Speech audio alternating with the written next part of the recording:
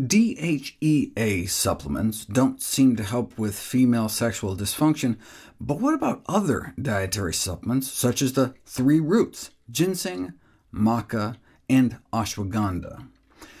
Ginseng has been suggested, given its demonstrated efficacy for male erectile dysfunction, and the fact that it causes a relaxation response in vitro to isolated strips of rabbit vaginal tissue, but when put to the test in human studies, a meta-analysis found no statistically significant effect of ginseng on female sexual dysfunction. Maca root has been advertised as Peruvian Viagra.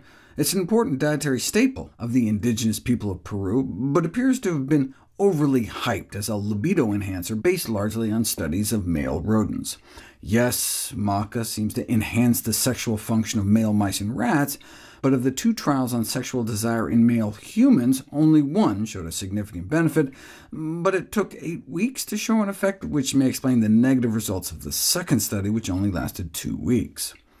A pilot study without a placebo control on the management of sexual dysfunction induced by SSRIs due to drugs like Prozac or Zoloft on mostly women suggested maca may be useful, but when properly put to the test in a randomized double-blind placebo-controlled trial, it failed to have a significant effect.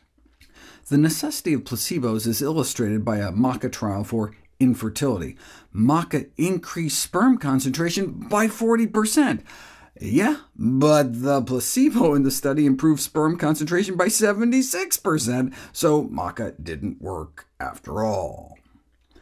Having placebo controls is particularly important for female sexual dysfunction, since based on studies of almost 4,000 women, the placebo effect accounts for more than 2/3 of the treatment effect, similar to the placebo efficacy of antidepressants. In contrast, improvement rates for erectile dysfunction in men given placebos are on the order of 15% or less. The thought is that just the act of consistent self-monitoring in female sexual dysfunction trials, for example, by being asked to keep a symptom diary, may improve symptoms by heightening the participant's attention and awareness of her own responses and behaviors, even in lieu of an active treatment. There was one small, randomized, double-blind, placebo-controlled trial of maca for sexual dysfunction in postmenopausal women. 14 women were randomized to about 3/4 of a teaspoon of maca powder or a placebo powder every day for 6 weeks, after which point they switched for another 6 weeks, while on the real maca they reported significantly fewer symptoms of sexual dysfunction. Ashwagandha is a revered herb of the traditional Indian Ayurvedic system of medicine. Its name comes from ashwa, which means horse, and gandha, which means smell, because the roots evidently possess the distinctive smell of a wet horse. Ashwagandha is used as a household remedy in India, where it's been considered a rasayana, a rejuvenator or tonic for thousands of years, earning it the nickname of Indian ginseng. After being fed the root, rodents thrown into the deep end swim twice as long before sinking, 12 hours versus 6 hours. Benefits for physical performance, including an increase in aerobic fitness, have been found in people, too.